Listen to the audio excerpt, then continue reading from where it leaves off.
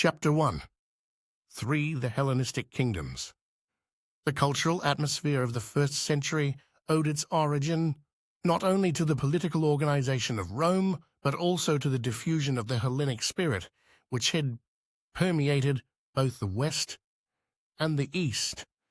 Rome's conquests had absorbed the Greek colonies which had been established along the sea coasts of Gaul and Spain, in the island of Sicily, and on the mainland of the lower Italian peninsula. The conquest of Achaia, ending in the sack of Corinth, 146 BC, had made available to the Romans vast treasures of art which they deported to grace their own villas.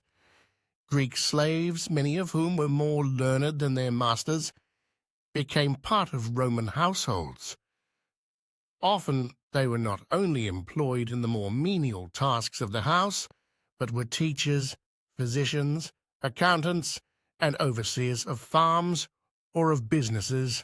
Furthermore, the Greek universities of Athens, Rhodes, Tarsus, and other cities were attended by aristocratic young Romans who learned to speak Greek in much the same way that the 19th century Englishman learned French as the language of diplomacy and culture. So thoroughly did the vanquished Greeks conquer their victors, culturally, that Rome itself became a Greek-speaking city. Juvenal, one of the famous satirists of his day, complained, "I cannot, fellow Romans, bear a city wholly Greek." The conquests of Alexander, in the eastern half of the Roman world where most of the action of the New Testament took place. The spread of Greek civilization began with the Greek traders who carried the commerce of the Peloponnesus far and wide. As early as 600 BC, Greek musical instruments and weapons were known in Babylonia, and Greek mercenaries fought in the armies of Cyrus. As Xenophon's well-known Anabasis, the March of the 10,000, attests, the Hellenizing of the East was greatly accelerated by the campaigns of Alexander the Great. Philip, his father, the king of Macedonia, had forged the Macedonians into a unified military state. From the sturdy peasants and shepherds of his mountainous country, he had organized an army of unusual mobility and endurance.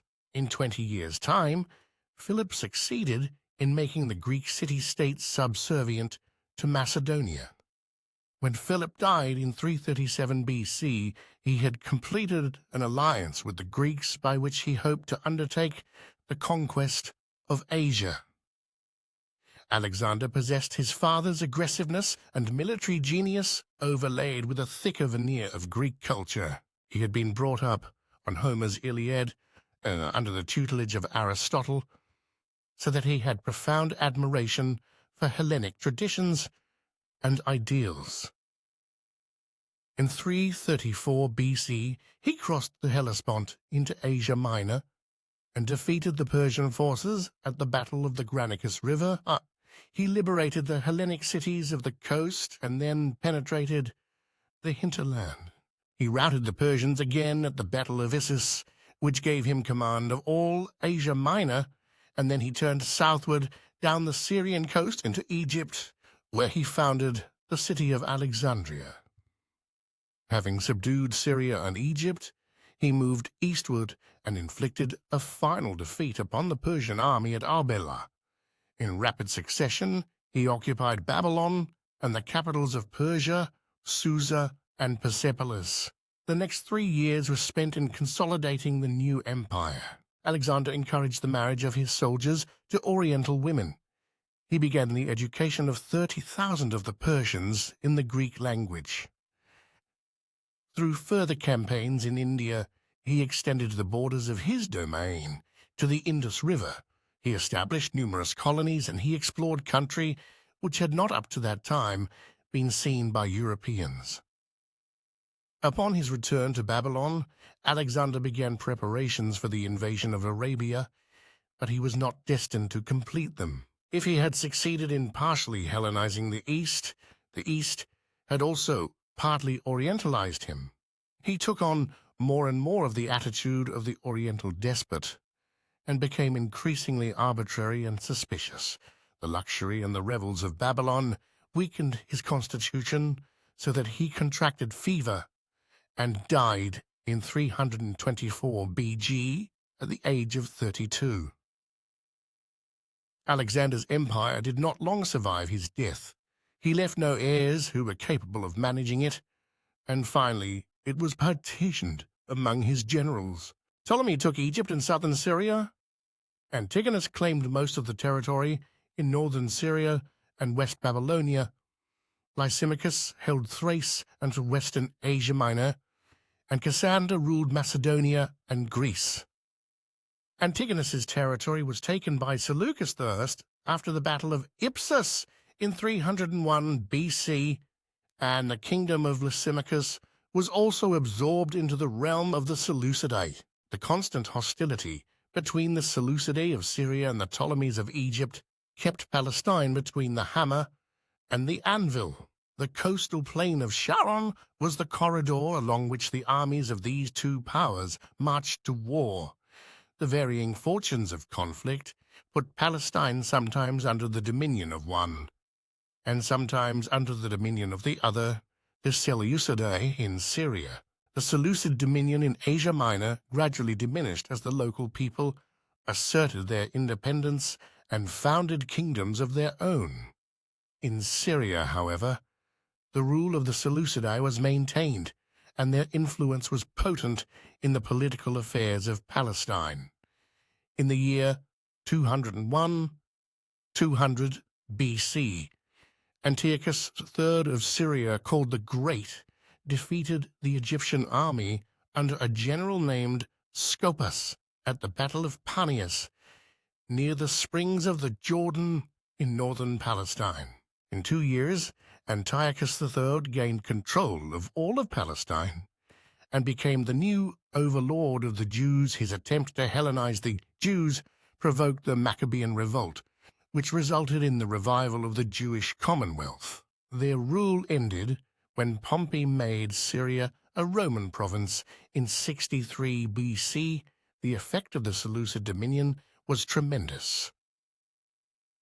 Antioch, the capital of their country, became the third largest city of the Roman Empire and was the meeting place of the East and West. Greek language and literature were widely disseminated through the Near East and afforded a common medium of culture for Oriental and Western peoples.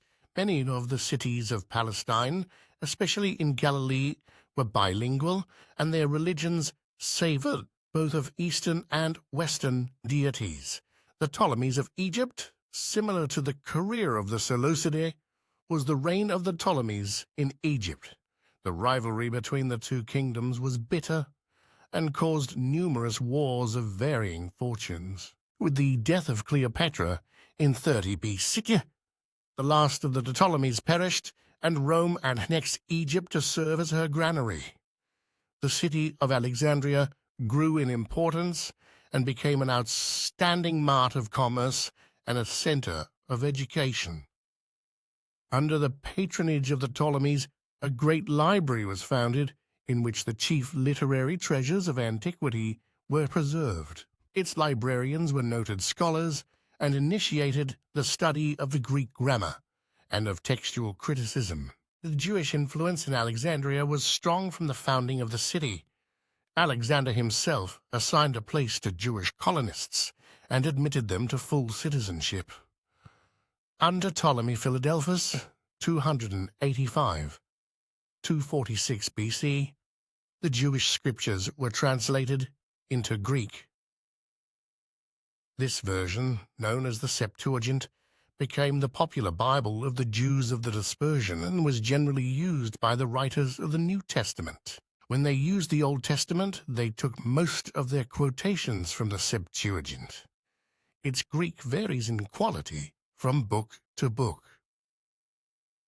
Some of the translation is polished, and some is boldly literal.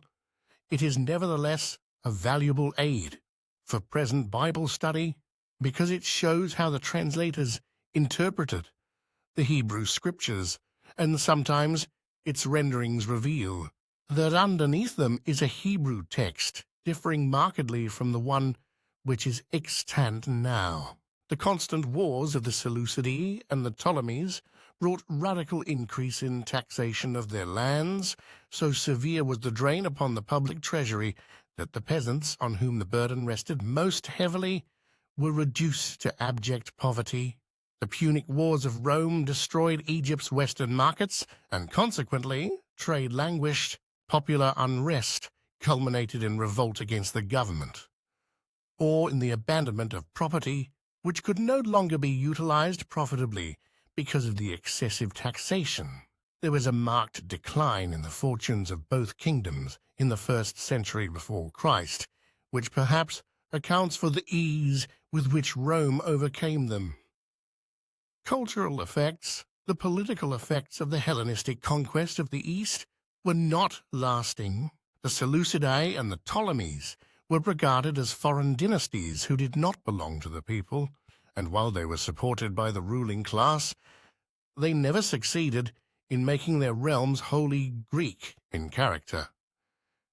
On the contrary, these kings assumed the absolutism of the Oriental monarch who demanded obeisance from his courtiers. The free camaraderie of the Greek democracy, or even the more formal organization of the Macedonian court, was eclipsed by the capricious despotism of the kings who claimed to be deity.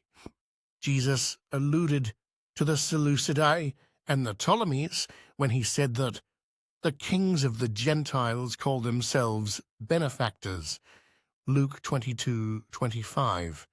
For the Greek word euagetes, benefactor, was one of their titles. The masses over which they ruled paid taxes to them and prostrated themselves before them.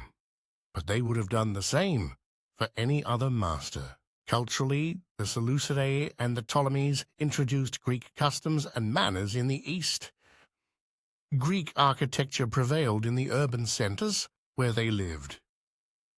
Greek was the language of the court and became the common speech of the people, as the papyri show. Love letters, bills, receipts, amulets, essays, poetry, biographies, business communications were all written in Greek. In Egypt, the titles of the popular officials were Greek, even into the time of the Roman occupation. The rulers sought to unite the Hellenistic culture with the life of the people. Greek names were given to the local gods, and gymnasiums and amphitheaters were built in the major cities. The veneer of Western civilization was spread over the Near East. Through the medium of this culture, the gospel of Christ was disseminated in the earliest of its missionary endeavors, with a Greek Bible from which to preach, and with the Greek language as its universal medium of communication. It soon reached the outposts of civilization.